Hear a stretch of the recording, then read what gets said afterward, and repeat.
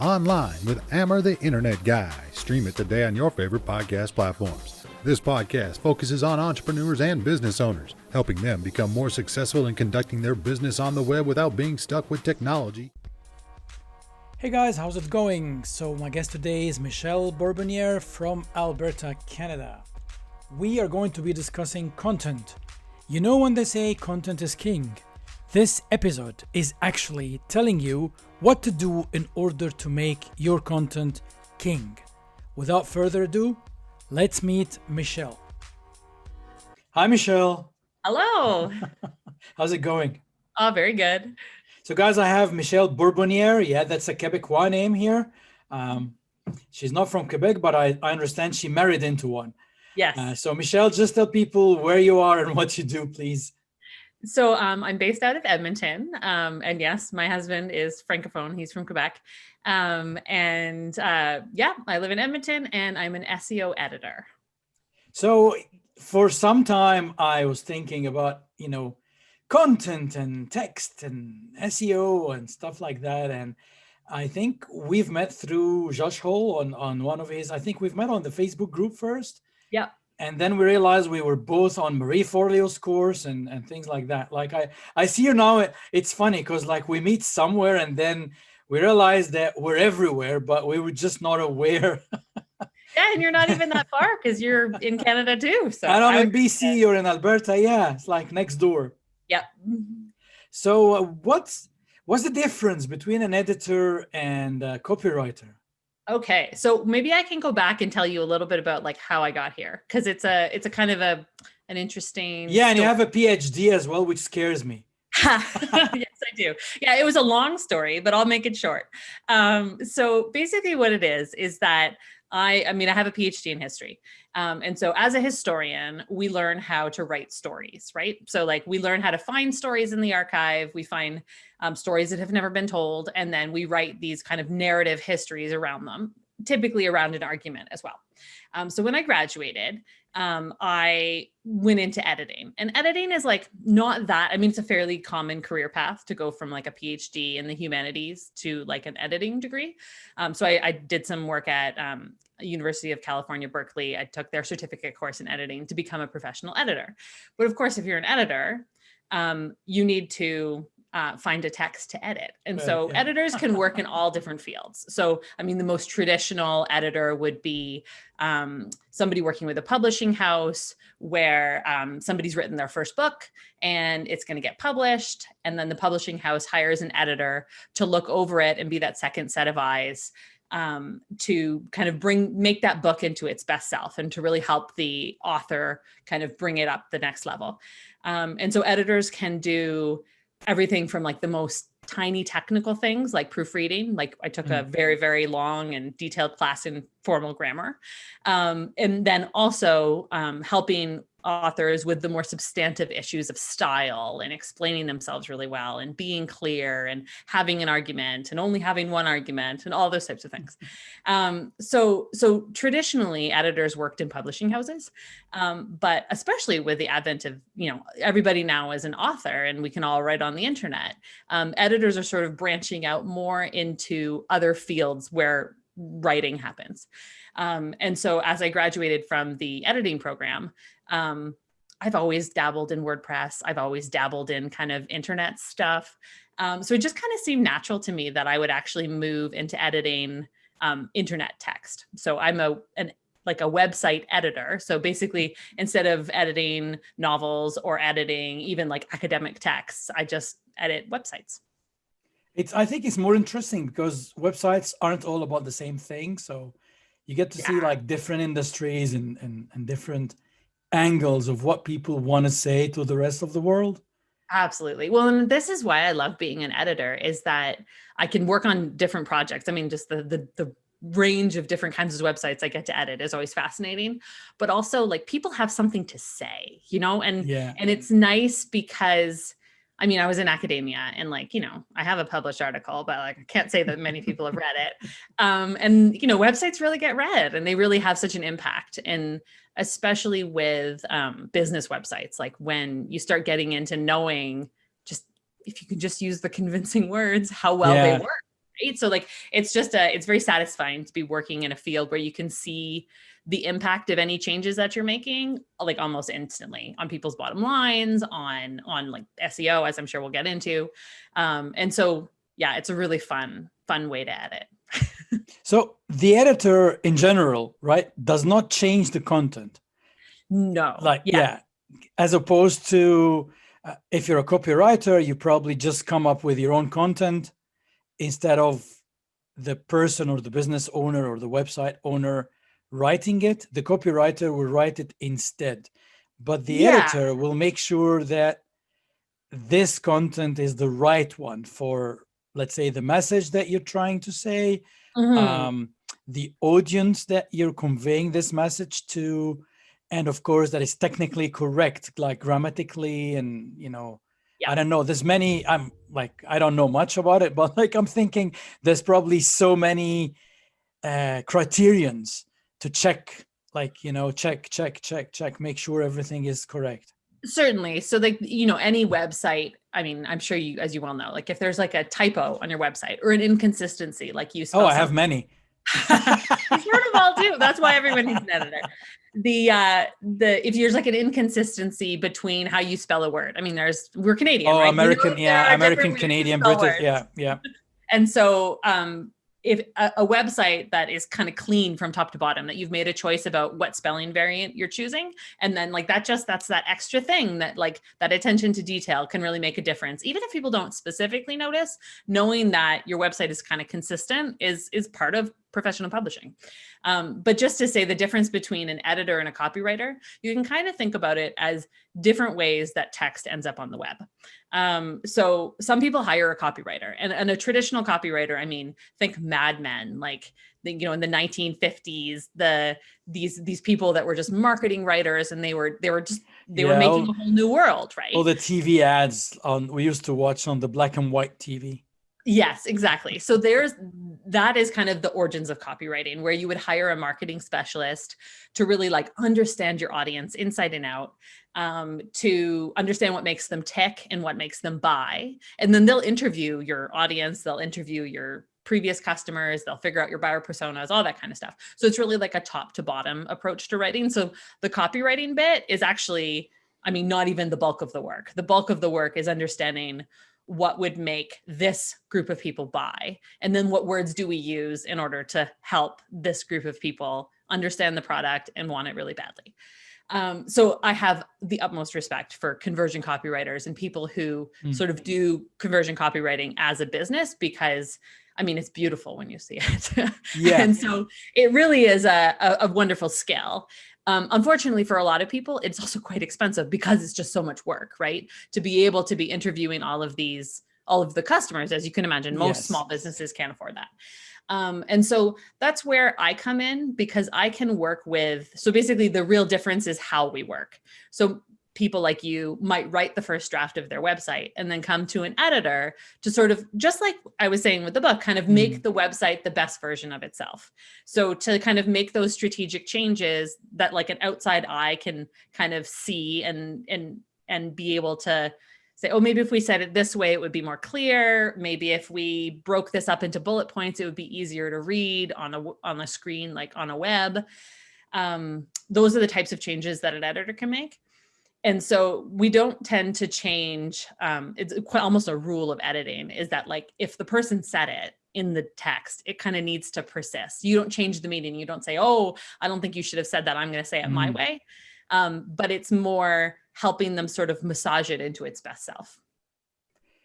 This brings me to a question, which is a little bit technical, but I don't know, it jumped in my head. Should we have two versions, one for mobile and one for desktop?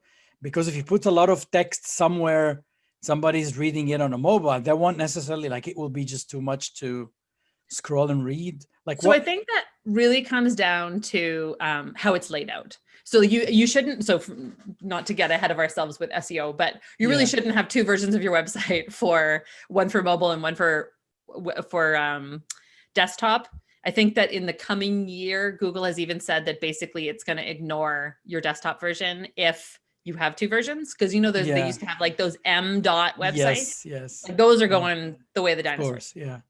So you don't want to have two different texts. However, you want to make sure that you're writing for both at the same time.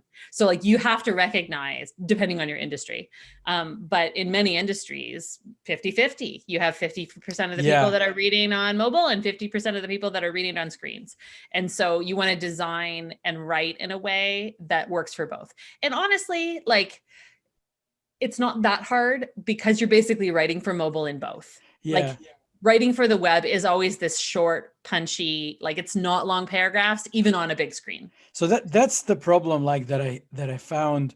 Most business owners fall into one of two categories. The first one is the person who doesn't know what to write at all, and they have a writer's block.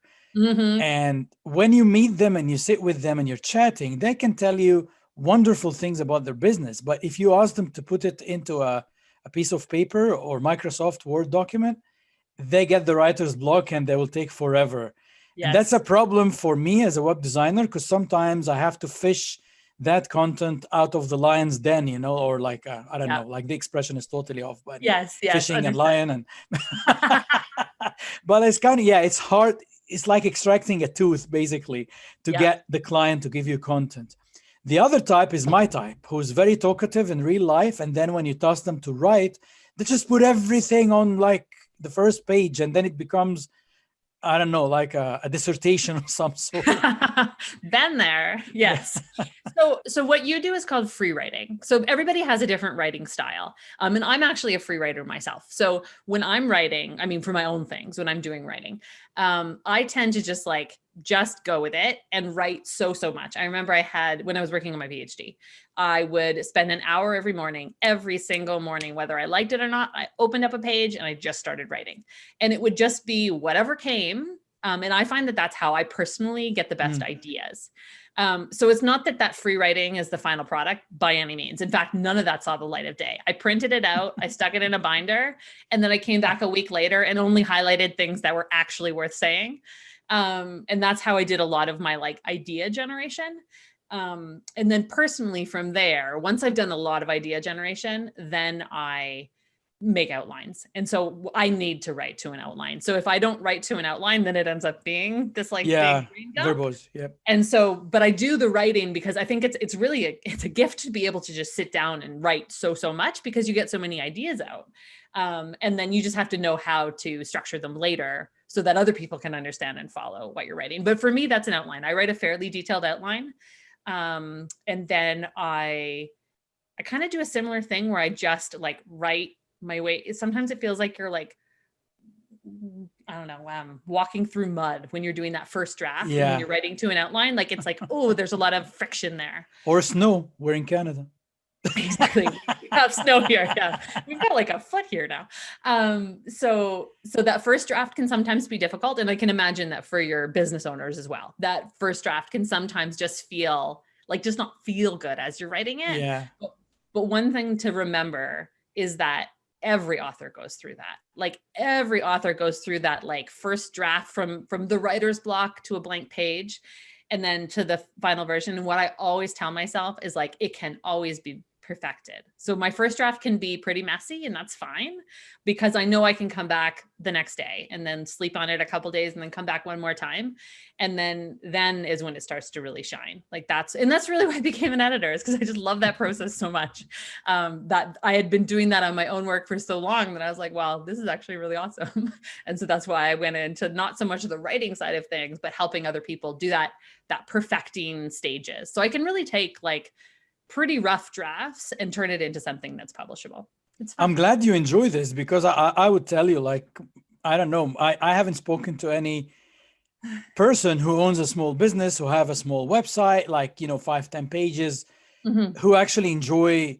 I think it's just people get busy, if you're managing a ton of stuff during your day, you've got your accounting, you've got your sales and marketing, and you've got your networking, and trying to get more clients, obviously, to survive. And between this and, the technical aspect of the website, the updates and the upgrades and the visual design. So people actually don't think much about writing.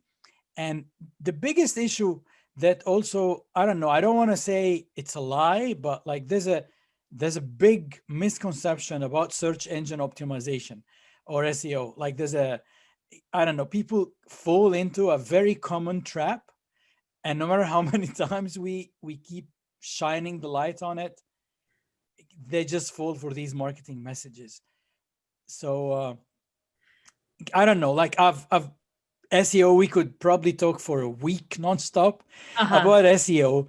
But the thing is, what I try to tell people all the time is that, okay, look, SEO has two arms. Think of it as two separate arms. One is your on-page SEO. That's your website, your page, your content. You're in full control of that. Absolutely. The other one is the off-page SEO. And there's so many different things that can happen there.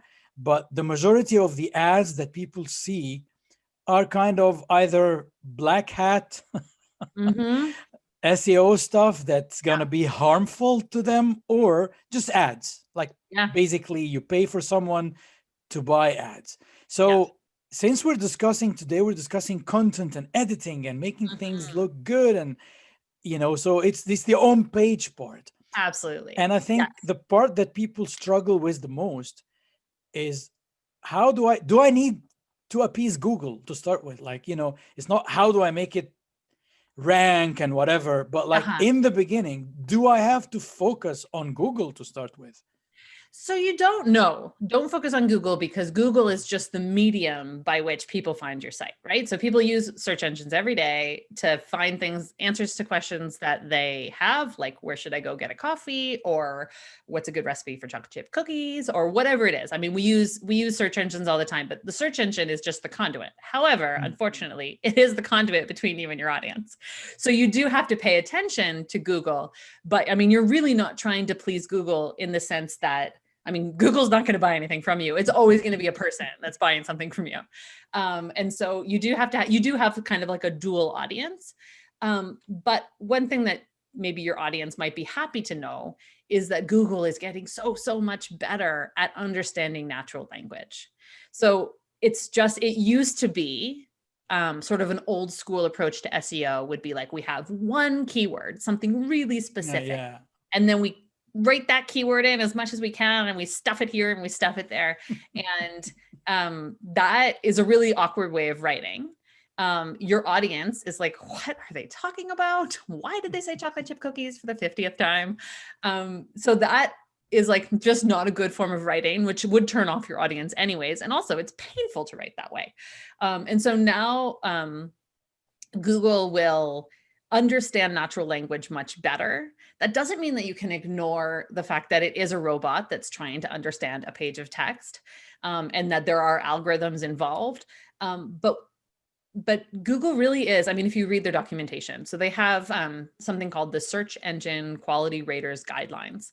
And it's basically Google's instructions to people who evaluate how good their results are. What makes a good website? What makes a bad website? And you can read it. I mean, it's a really great document. It's great for people to read because it really gives pretty clear instructions on what they're aiming for in terms of what they're going to prioritize in the search engine rankings.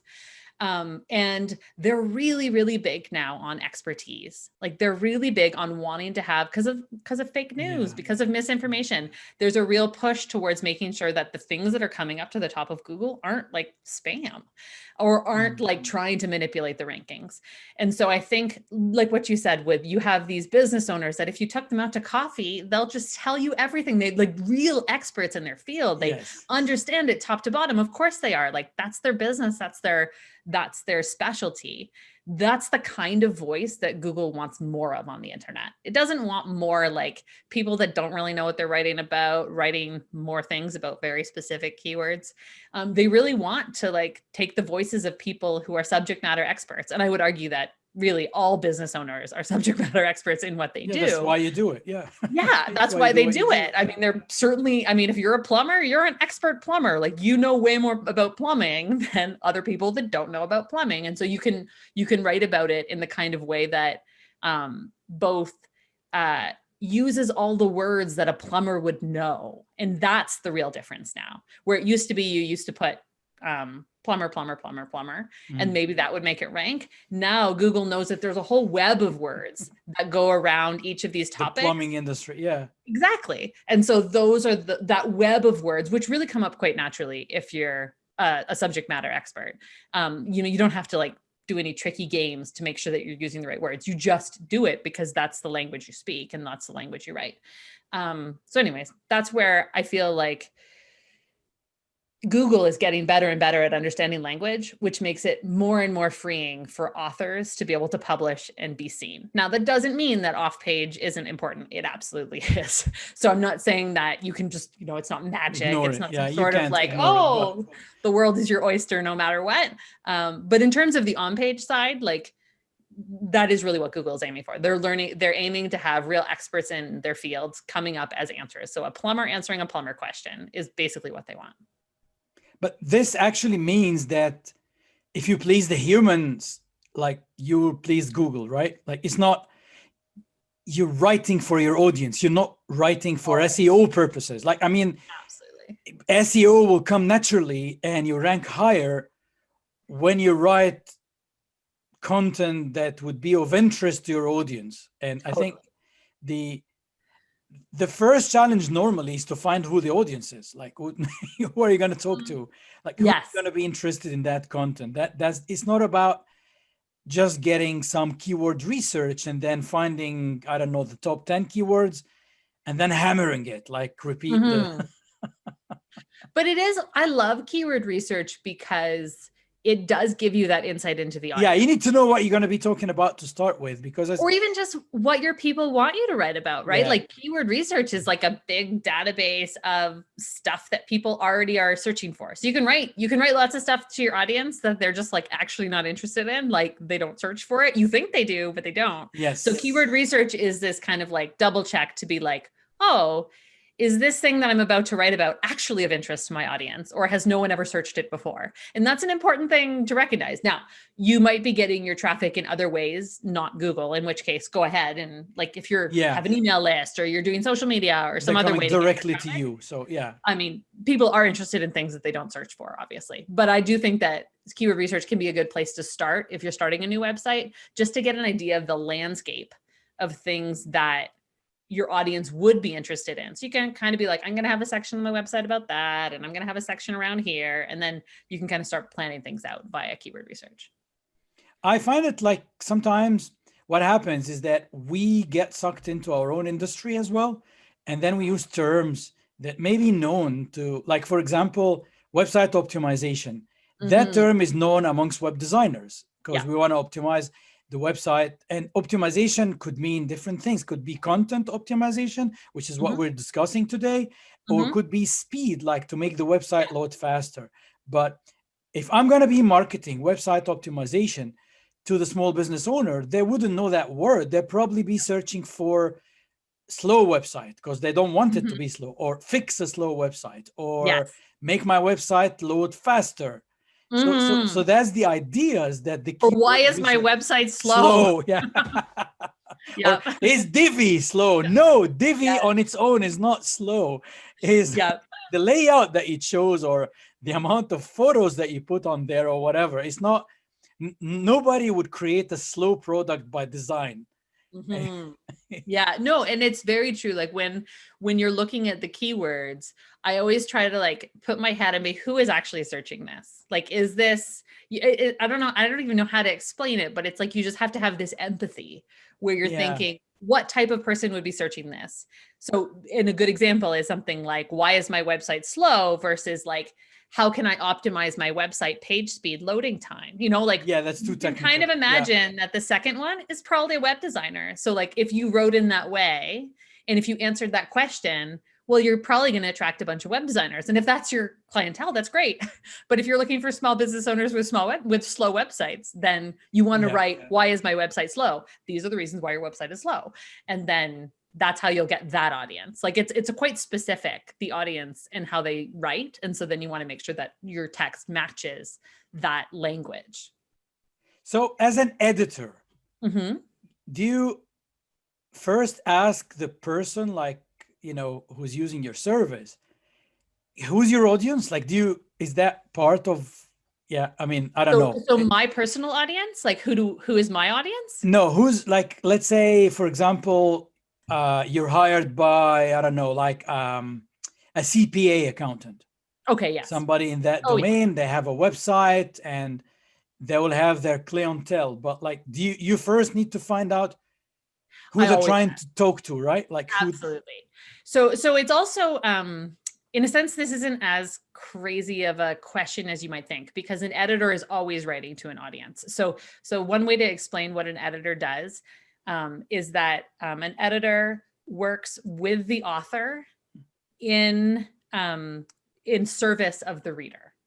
And so it's always trying to help the author get their message across to the reader. But the reader is always a specific kind of person, right? So Of course, who is the yeah. reader? Is the reader a bunch of scientists who are very fine with the jargon?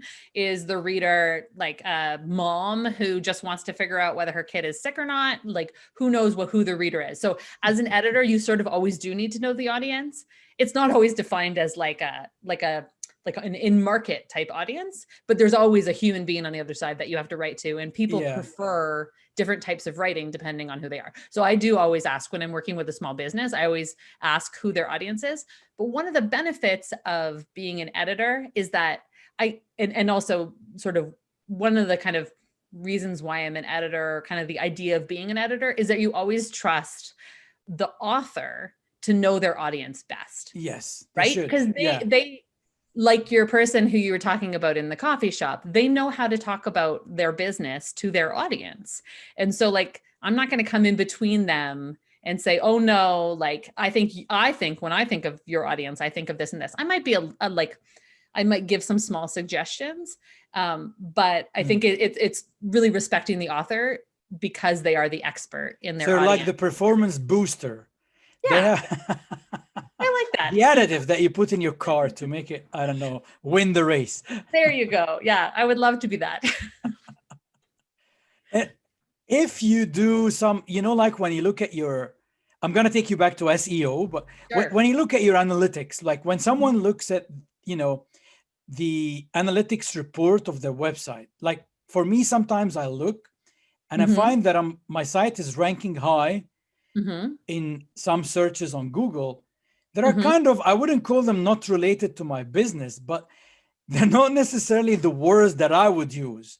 Do I go and bank on that? Like if I feel like people search for something could be related or maybe remotely related to what the business is, but as a result of that strange search, they landed on my website.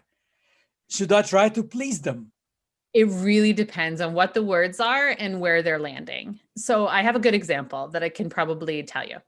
I was looking at a website once that was had written this really nice list of 50 ways to date your spouse. And it was all these like ideas of things you could do. Like you could go in a movie theater, you could have a nice smorgasbord at home, 50 nice, perfectly fine date ideas. I mean, nothing wrong with it.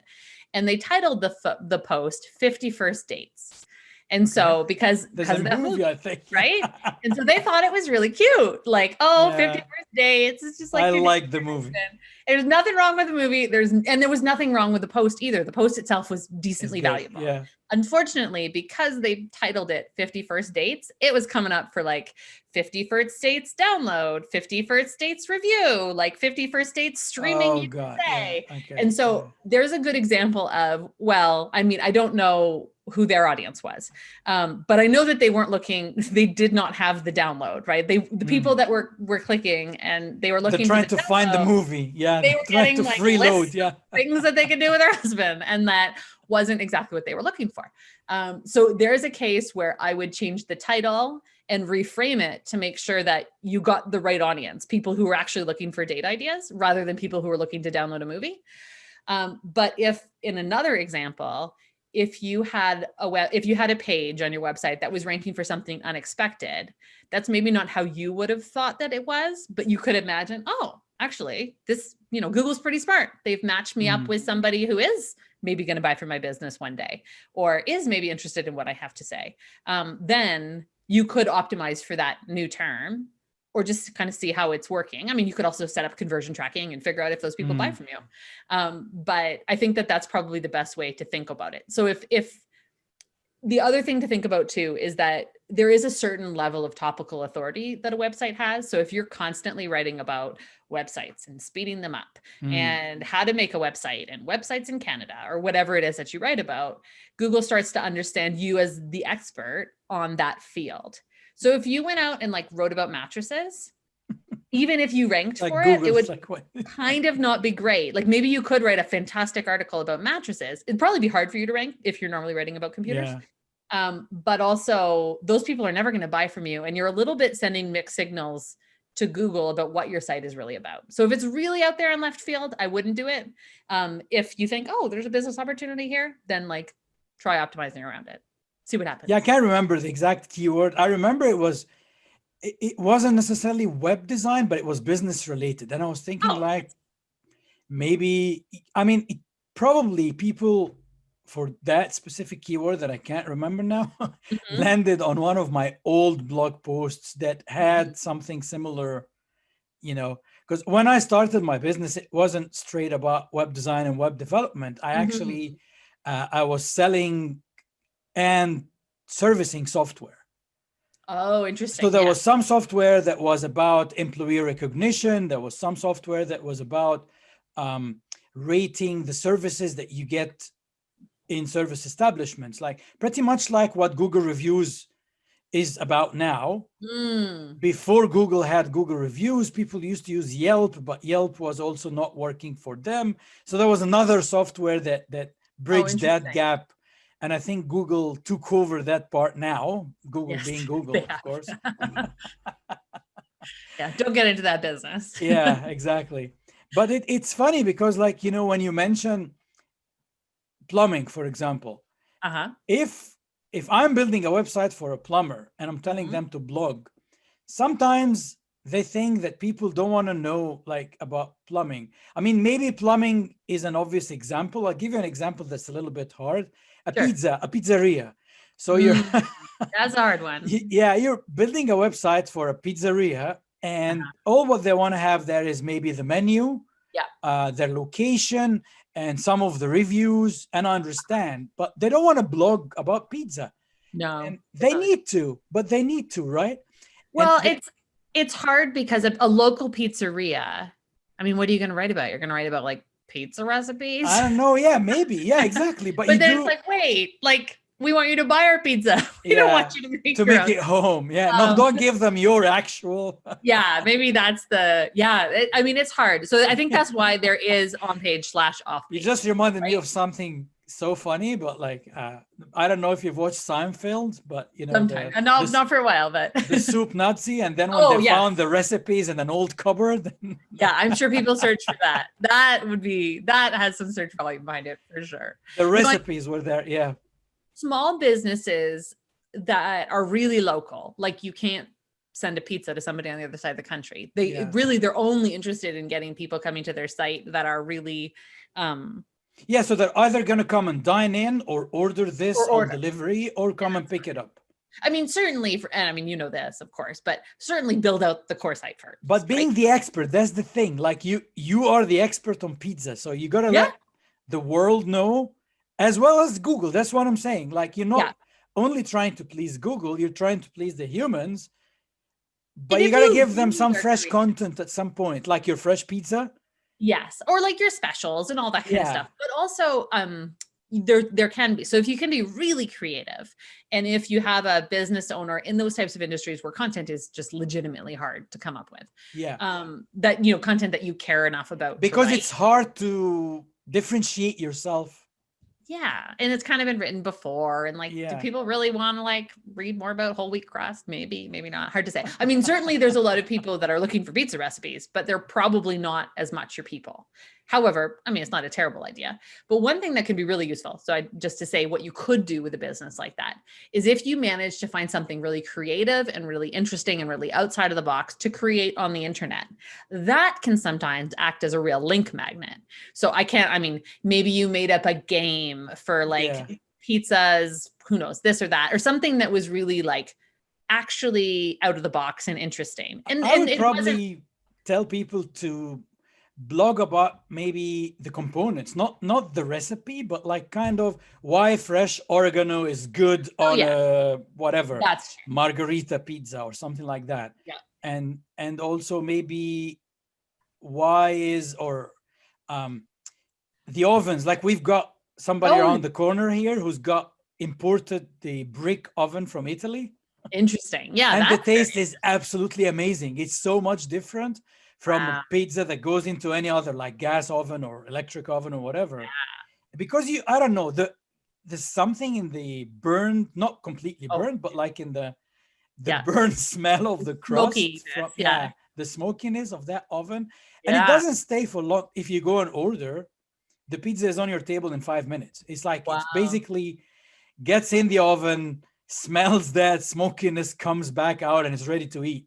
Wonderful. Well, and that's something where like you would put that on your website anyways, because it makes you unique, right? So even if it's the type of thing that when people are choosing which pizzeria to go to, it's like, oh, that sounds very interesting. And like you could write, how it got to your company and exactly the story of it coming on the boat. Story of importing the oven from Italy and just like assembling it here. I don't know. Did you have to build it brick by brick? I mean, I'm sure that not everybody who eats there wants to know the story, but if you put it, many people will be inspired to come and check it out. Yes. So that's what I'm saying. It's unique. So it's an interesting thing.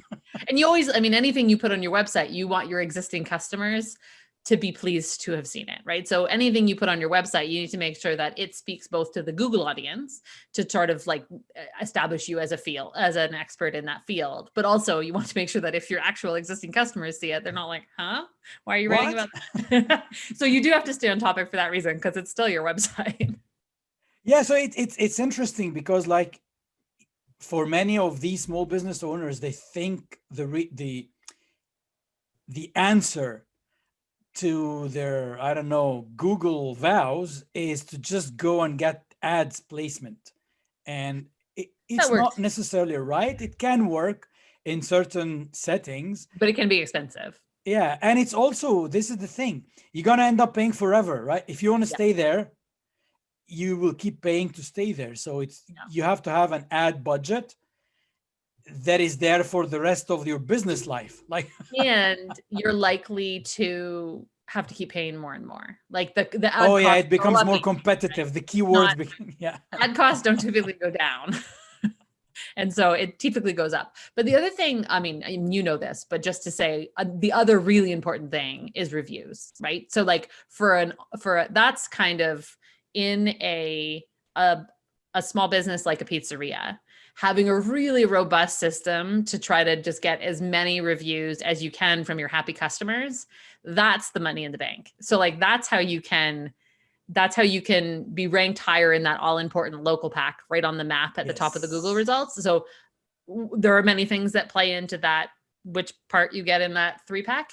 But reviews are very, very important. And so I know like my dentist here, he's just a maniac, and they have the best, like they have so many good reviews, and way more than everybody else in the city. And they do it because like they're just a bit relentless, but like you kind of want to help them out. It's good. Yeah. Like if messages, they make it really easy to give them a review. And they hunt you for the review, or?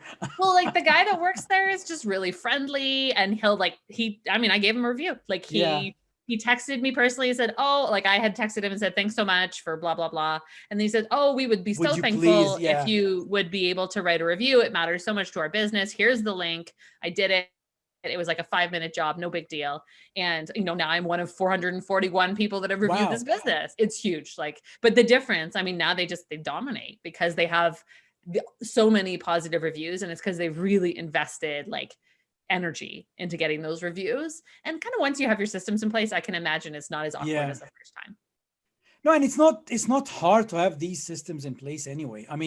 The Google map is a link. So it's just like to figure out what's the best way to send this link to your customers. That's it. It's not, you don't need a web designer for that, but if you need help, I'm happy to help people make sure that they do have an actual Google My Business. Yes, that's very important. An active one on Google My Business, so they can be found on the map. B is that they can easily communicate or automate the process of Yes. asking people for reviews. But it's very, very important as well for you to answer. So if somebody leaves a review, even if it's a good review, like I see some businesses only respond when somebody's kind of complaining about something. Yes. And it's good to also, to always answer a complaint, because it shows the world that you care. And like, we're all human. Sometimes things will go wrong.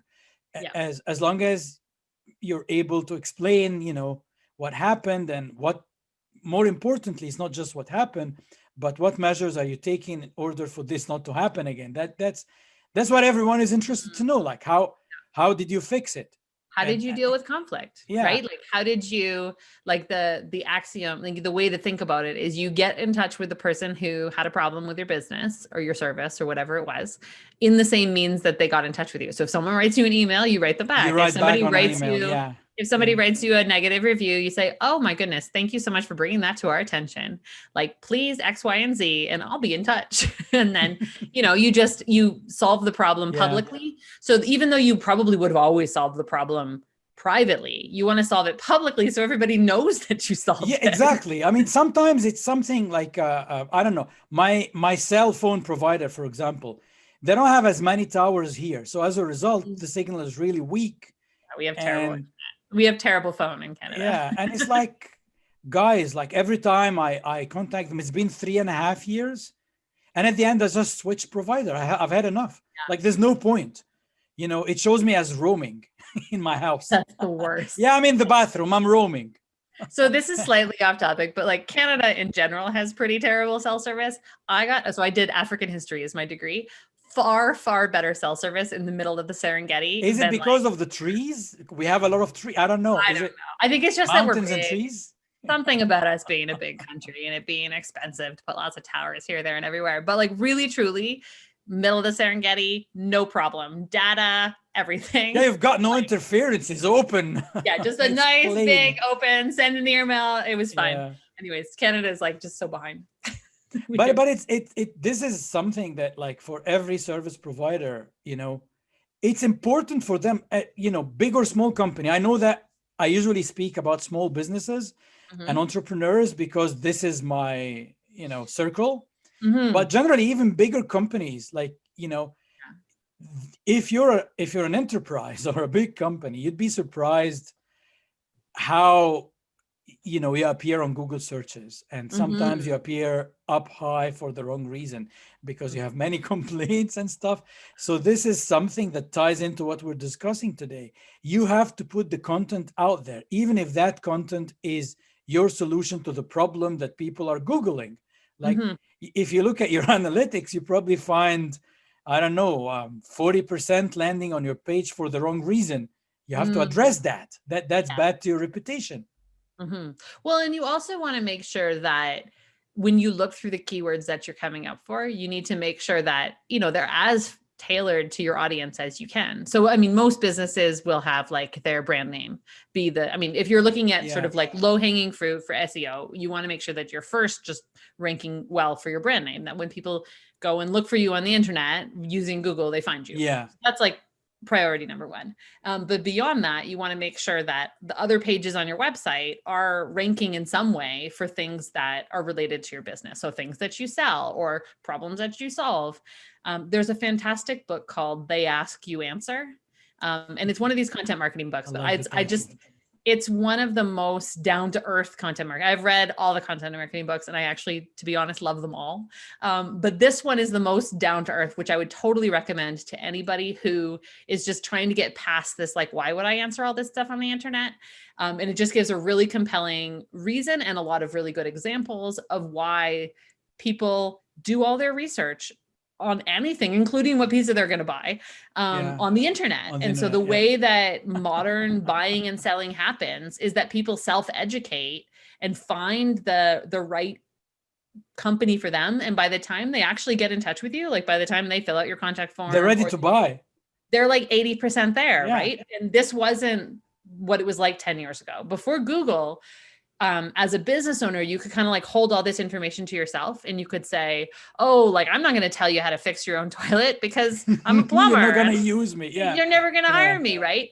But what you actually want as a plumber is people with broken toilets, right? Like what you really want is you want to find the audience of people who have toilets in your city that need fixing right now, that might be leaking or might be making funny noises or just not flushing anymore.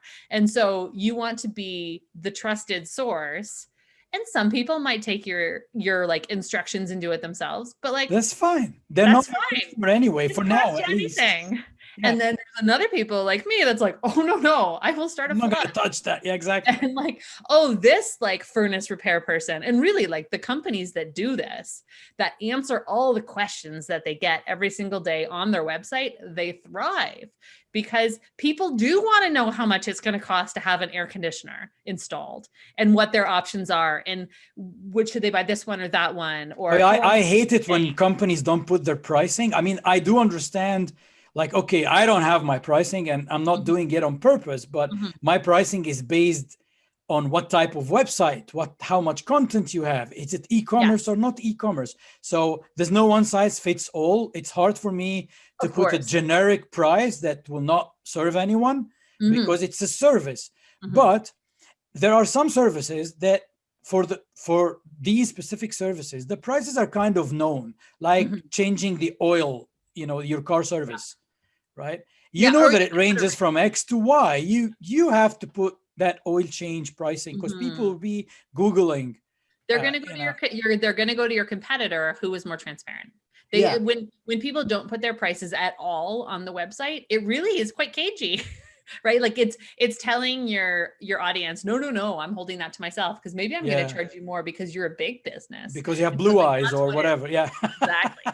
So this book, I think it's Marcus Sheridan is I think the author. I can send you the link. But his approach to the cost question, which is all the time people don't want to put, especially when it's a bespoke service, if it's like I'd love to put it. I just don't know what it is. I mean, I would love to have packages at least to tell people, okay, you can choose this package, you can choose that one. So his approach to this is just genius, because that's a reality. And I'm in very much the same position. I mean, I have prices on my website, but only some things can I have as packages.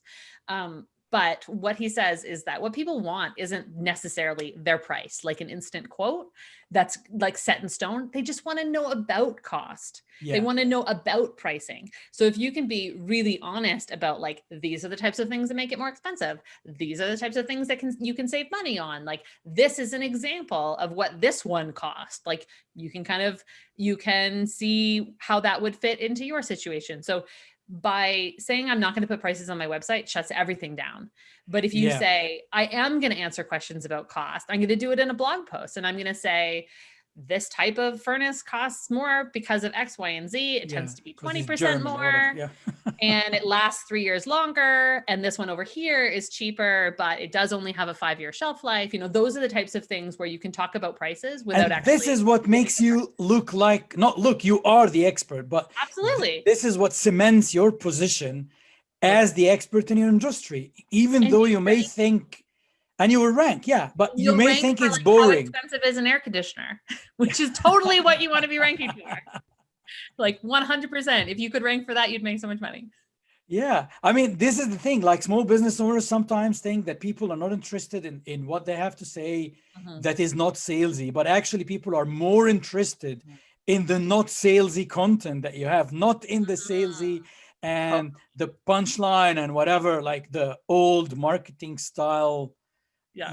Or I mean, some of the stuff that I studied in digital marketing, I don't agree with, like creating scarcity. I hate that.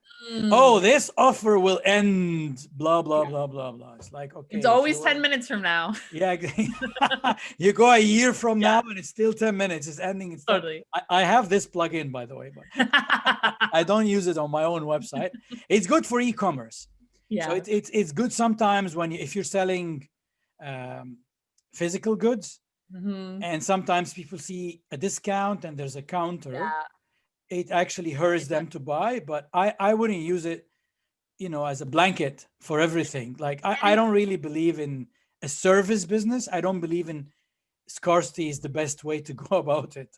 Well, I think you need to be, honesty and transparency is just so important. Yeah. So if people start just not trusting you because you seem to be lying all the time, then they're not going to hire you. But if you, on the flip side, if there is genuine scarcity, it is a very effective approach, right? Okay, I do understand if you have an offer, Yeah, like a real offer, a Black Friday, right? totally. Exactly. It's a Black Friday, so you may have it for a week or a month, and that's it. It's not going to be a Black Friday all year round, so that's fine. But you know what I disagree with is to try and make everything you have seem like constantly almost opportunities never coming back. Yeah.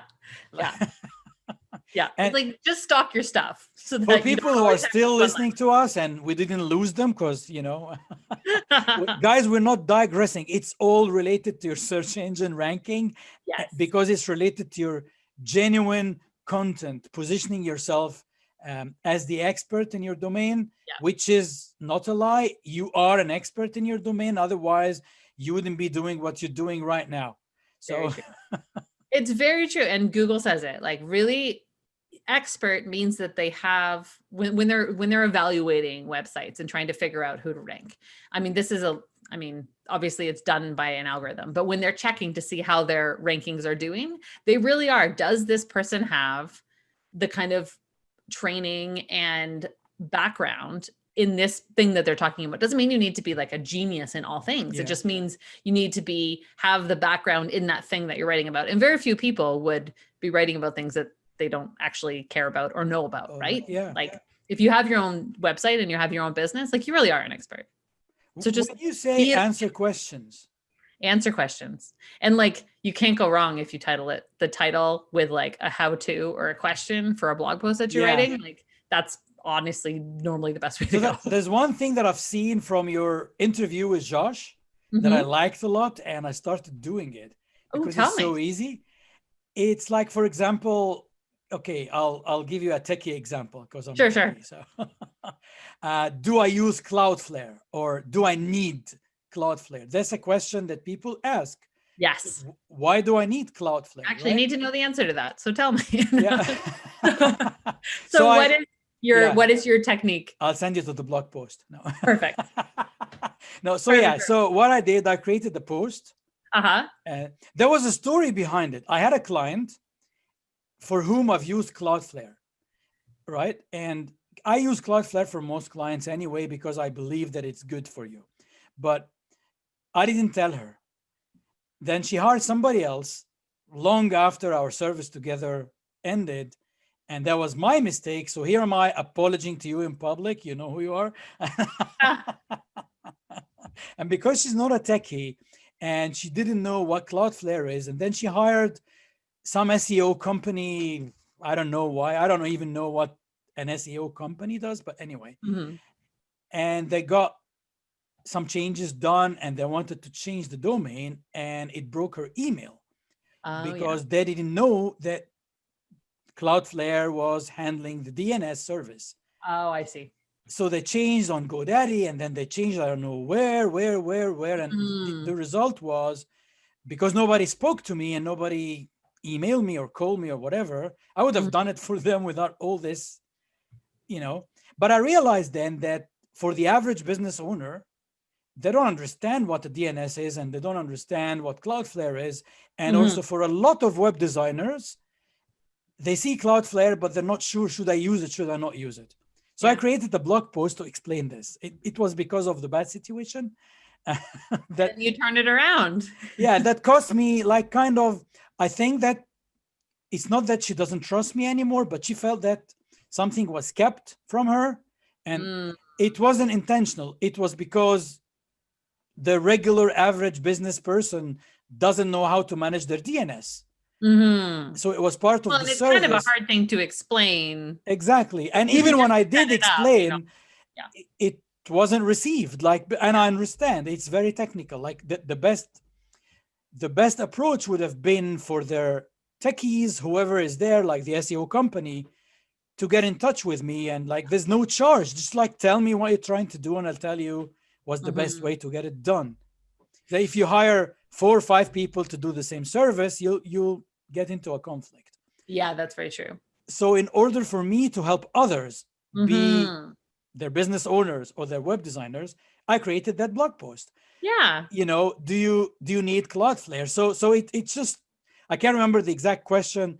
Do I need Cloudflare or do you need Cloudflare? But Mm-hmm. that's the title.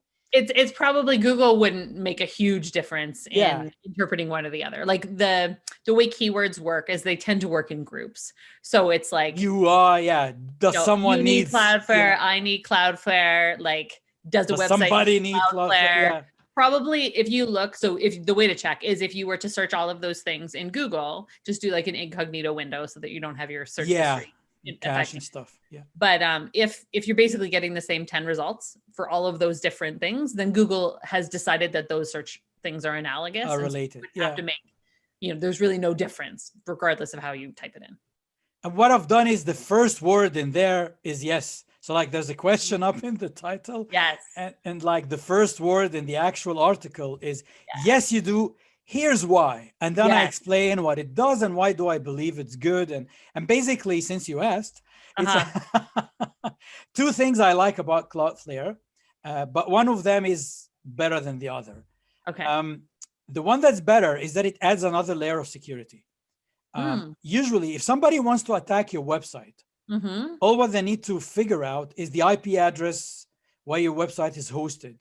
Then they can start or mount an attack against that IP address. And usually most of these denial of service attacks, or as they're called technically DDoS, is that just bombarding the server with what looks like legitimate requests. It's like the server keeps on answering, hey, give me this page. Hey, give me that page. Hey, give me this image. Hey, give me this script.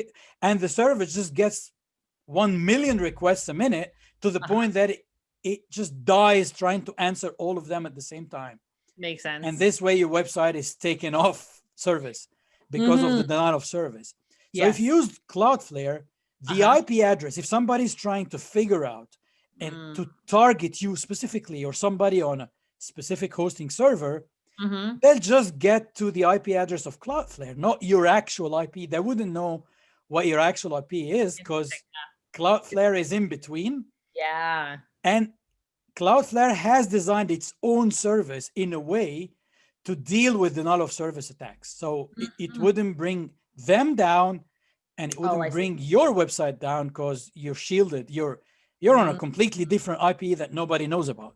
Yeah, that's interesting. I never knew that about Cloudflare. I always just knew it as a way to speed up your website. Yeah, so it's an additional layer of security and it does work.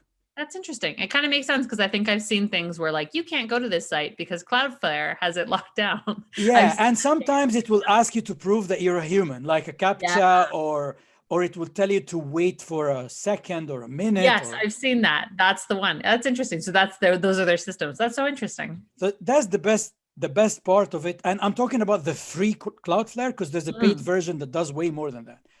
Okay. Now, speeding up your website, it's a myth. But really, okay. Cloudflare has extra caching, so they can cache your website a little bit more.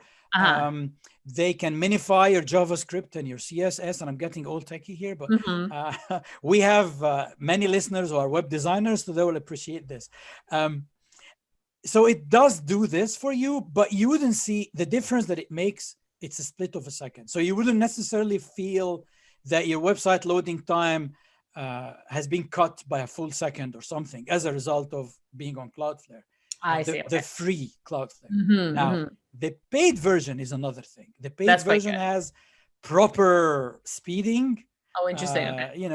And they would even work with your hosting server in tandem to get things done really fast. So they would actually make your web hosting server feel better. Oh, interesting. But that's the paid version because they have like lots of different configurable switches that you can switch on and off. And they will make your website, they will actually make your website faster. Very cool. In a way that you'll feel it. But that's the thing. So I wanted to be of service to anyone who's thinking about Cloudflare. Yes. And whether they're web designers or small business owners or end users, to figure out, because like I remember when my client was angry and she called me angrily and said, what the hell is Cloudflare and why do I need it? So that gave me the idea of on the internet. maybe Normally you're just answering happy questions, but I guess you could do it the other way around. Yeah, well, I come from an IT background, and like being in IT support, nobody calls you unless they're angry. That's true. Like, that's true. Who's gonna call the IT help desk to say, hey, thank you guys, my computer is running really well. Like, nothing to report. just wanted to let you know you're appreciated. Yeah, that's very interesting. Yeah, but that's the way. I mean, that's content marketing. Just writing the answers to the questions that you know, because think about it, your audience sometimes is searching, can I make a website, or I need to fix my website, but they also are spending time on the internet doing other things relatedly in their life. So maybe not directly related to something that you have a service around, but it's still that same person and it's still that same audience. And that's who you want to sort of trust you over time. And so if you can think about the other things that audience is going to be writing about, that's related enough that you have expertise in that area, but not necessarily like every single blog post leads towards a sale. Exactly. Yeah. That is quite valuable, because that is very, and I think important. Josh is probably a fantastic example of that, right? Before I ever knew Josh, like I was just working on Divi sites and up he came every time I had a question. And Divi Yoda, after a while, you start to just really trust the guy because you recognize that last time he solved your problem. And now this time you're like, well, if I'm going to click on one of them, like I know that this guy does videos that make sense to me. And so then you do that. So like if you can do that type of content marketing where you're kind of in the area of the types of people that you would maybe want to work with one day, then over time they'll just get to know you. And then that's just like a beautiful thing. Shout out to Josh. Hey, Josh. Hello. Yeah. I mean, I love how he's doing it, because I think it all came naturally and genuinely. I think it's part of it is his friendly personality. Josh is very friendly. And he genuinely wants to help people. And every time and anytime you have a conversation with him, he's so thankful, because the more helpful he was, the more successful he became and the more money he got. This is like the secret sauce here. That's exactly what we're talking about. Yeah. Like, if your goal is to go on the first page on Google, for a business competitive reason, I've got news for you, ain't gonna happen. But if your goal is to genuinely help your audience get better, solve problems, do better in general, no matter what you sell, no matter what business you're in, you will rank in Google as long as you keep actively, you keep being active and posting about the stuff that you know. Yeah. And also going back to your, like, not to plug editing too much, but to go back to old posts. So like, I mean, sometimes you end up with just these gigantic websites. Sometimes I'm called in and like, you wouldn't believe how much content they have. And like, some of it is not relevant. Now, it's not necessary now. Like most of the time, if Google has decided that something isn't relevant, it's not probably holding you back. Like leaving it live is probably not much of a problem. But if you see your rankings kind of slipping, like if you can see, oh, I used to rank really well for that, and then like other people kind of upped their game and now I'm not the best result on the internet anymore. If you can go back and refresh. So if you've been in business for a while, if you actually do have lots of blog posts, one of the best things you can do, that's a lot easier than writing something totally fresh, is to go and update, to go in and like see how you could even make it better. So it's just another phase of editing, like 2 years later. But to come in and see what other people are in that field kind of doing, maybe some things are just straight out of date and they need to be updated. I mean, in your field, things change. Yeah, because the terms change as well. The actual terms that people use change. And then the prices change and some businesses go out of business. So like, Cloudflare will probably be here for a while, but one day it might not be. And then you need to make sure that you've updated it to the new caching service, right? Like those types of things are, that can really help or add on to old posts. If there's new competitors in the field, if you're writing about companies and there's a new competitor that you want to write about, like don't hesitate to go in and make those changes, because Google does. I have a good question here.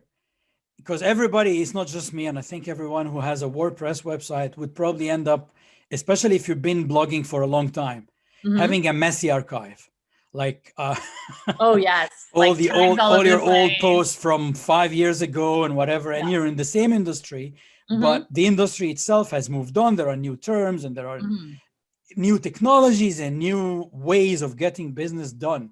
Yeah. So do you advise people, if they go and revisit those old posts, now that I'm going to edit it, be it alone or using an editor like you or whatever, but I'm going to edit it.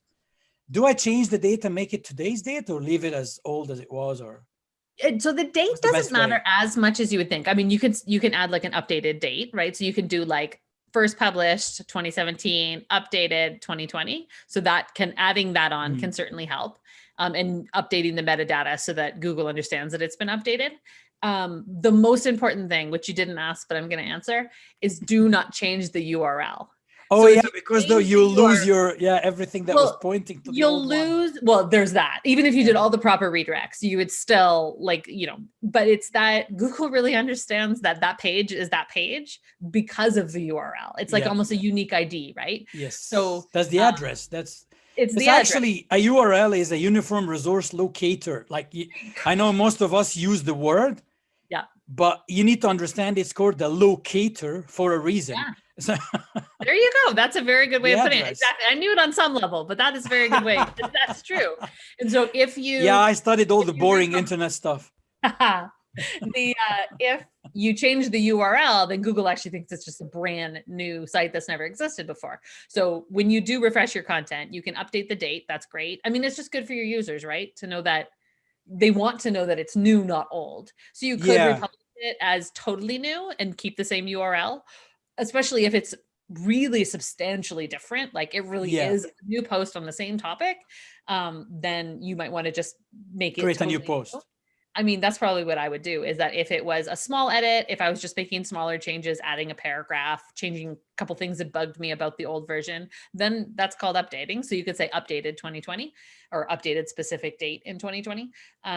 But if it's a substantially new thing on a topic that you've written by in the past, reuse that URL.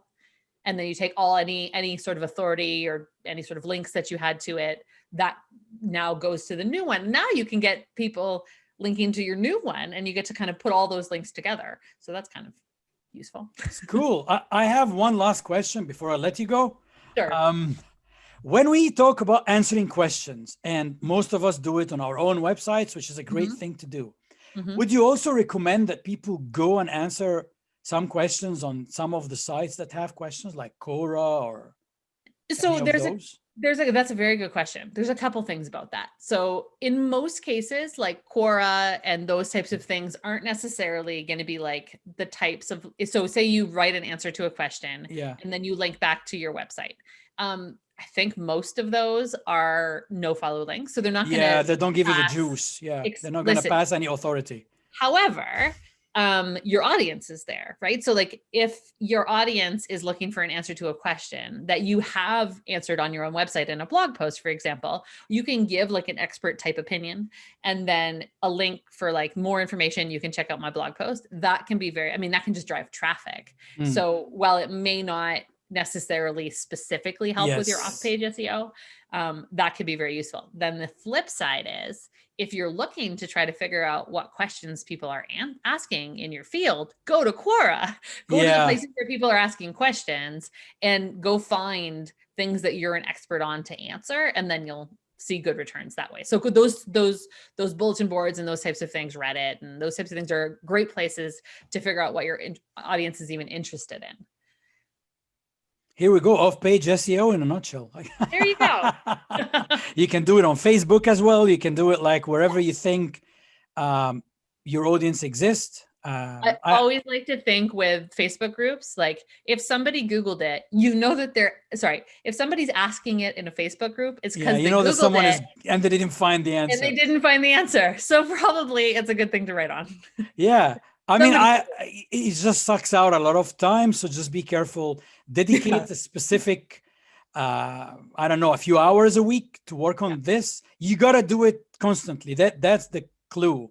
You have to be constant. Don't overdo it. Yeah. Burn out and then stop doing You don't need to like content. hoover up the whole internet and all those questions, but just use it as a way to get ideas. So if you're running dry of things to think about and things to write about, going out and finding some outside inspiration is always a good way to start. And then you have something, like I was saying at the beginning, you have something to sit in front of when you're like, I'm just going to write and I'm going to free write. And even if it's terrible writing, I'm going to write it anyways. If at the top of the page, you have a real question from a real person, that can sometimes make it much easier for the words to come. Yeah, it guides you where to go with your thoughts.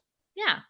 And like, instead of thinking about, oh, did I put the washing in the dryer, or like, yeah, indeed. And also you can have that imagined audience to write to, and that helps a lot with the tone. So instead of being really like stilted and academic, or like just you don't really know who you're writing to, or you're kind of writing to the whole internet all at once, it's better to write to one person. And so if you have one person's question in front of you, it's a lot easier to get into that mode of answering that person's question.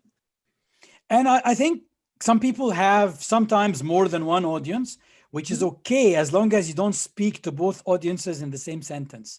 Yeah.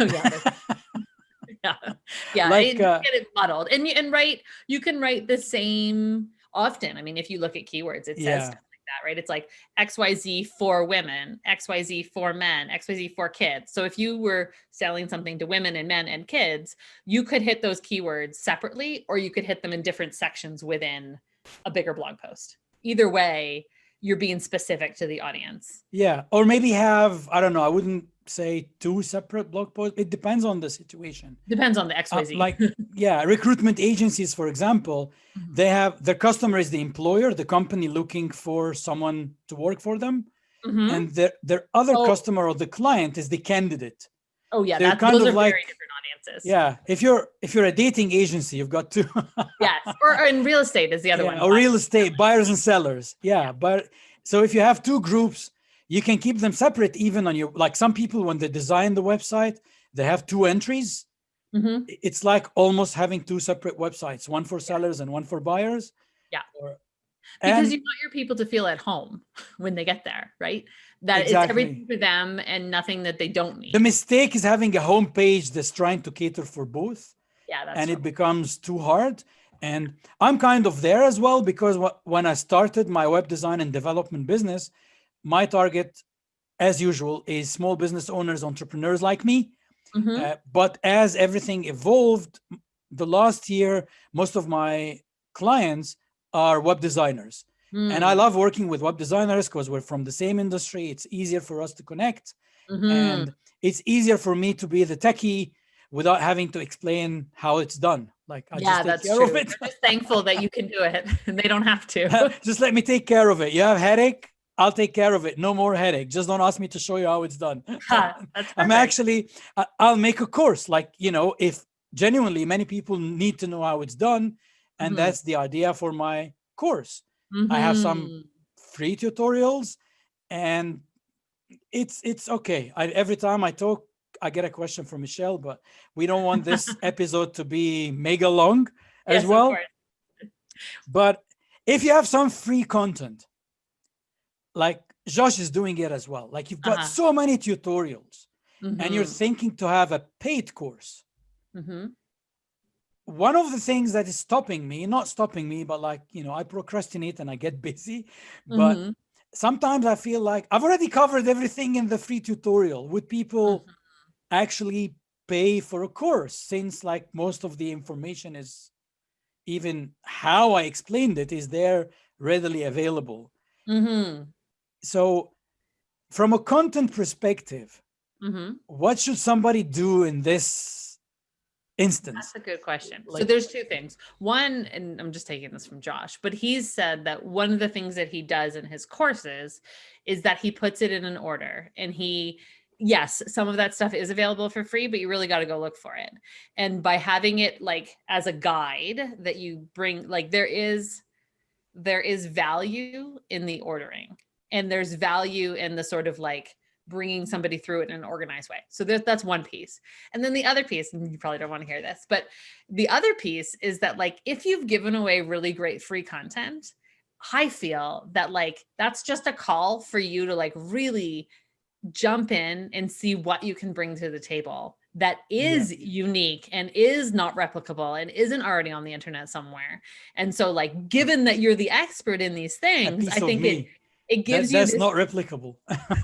well, but it's the thing where you can go in and say the things that you didn't have time to say, or explain things in ways that you're kind of not willing to give away for free, right? Like, I mean, even though you've given many things away for free, and so have I, there are certain things that like, you know, this like your special knowledge, the things that you are hard won, like specialist knowledge that maybe you are willing to give away. Because I do think that you want to make sure that anyone that buys a course is coming away thinking, wow, I got a great deal. So you don't want them to say, oh, you just sold me something you gave me for free. You want people looking at your free content and saying, wow, if this is the stuff he gives away for free, I wonder what's in the paid course. Like if that's if that's the mode that you can get your becoming, you'll sell tons of things. And so I think that that's why it's good to be generous in your content, in your free content, because I think it really helps people understand the quality that you always produce. But I am almost positive that you have more to give when you really sit down and you can make an organized class. That's what I think. Perfect. Thank you very much, Michelle, for being here today. Lovely to have you here. Thank you so much for having us, me. And it was really nice to, chat with you about all these interesting things. Yeah. And I'm sure like people will enjoy because like, you know, I haven't seen many episodes somewhere else that are discussing specifically content and, you know. Well, SEO editors, like we're not many. And editors. Like, yeah, exactly. WordPress, they have a role called editor, but no one is using because everyone wants to be the administrator. Yes, indeed. I am the editor. I own it. Thank you so much for having me. Cheers, Michelle. Have a great day. Thanks.